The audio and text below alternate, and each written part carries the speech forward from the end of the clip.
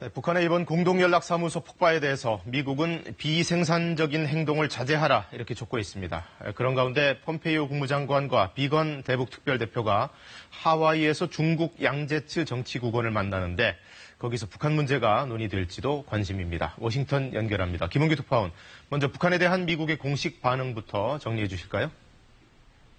미 국무부 대변인은 북한의 행위에 대한 입장을 묻는 질문에 북한이 더 이상의 비생산적인 행동을 삼가할 것을 촉구했습니다. 여기까지만 해라 이런 소리 같습니다. 그리고 남북 관계에 대한 한국의 노력을 전적으로 지지한다고 했습니다. 앞서 백악관 고위 당국자도 이번 사안과 관련해 한국 정부와 긴밀히 협력하고 있다고 밝힌 바 있습니다. 자, 미국에 지금 다른 현안들도 많은데 트럼프 대통령은 이 문제 따로 언급은 없었습니까? 말씀하신 대로 다른 현안, 인종차별, 경찰폭력 문제로 미국 연일 시위 중입니다. 트럼프 대통령 오늘 경찰개혁 이렇게 하겠다는 행정명령 발표했는데 북한에 대해서 아무 언급도 하지 않았습니다. 의도적으로 말을 안 했는지 주제가 아니라서 혹은 기자들 질문이 없어서 그랬는지는 불투명합니다.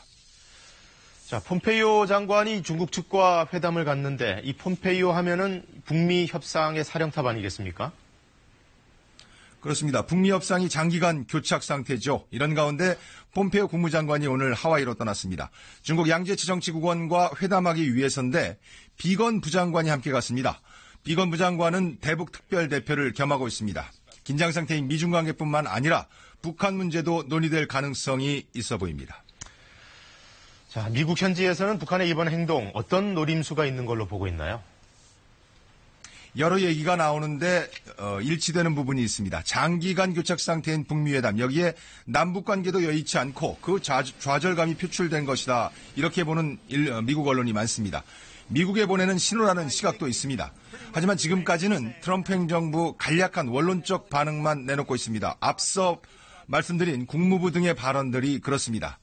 그것도 언론의 요청이 있을 때 약간의 반응만 보이고 있습니다. 아직 외교안보 수뇌부, 그러니까 대통령, 부통령, 국무장관, 국방장관, 외교안보 수석, 외교안보 보좌관의 말 직접 언급은 없습니다. 워싱턴에서 전해드렸습니다.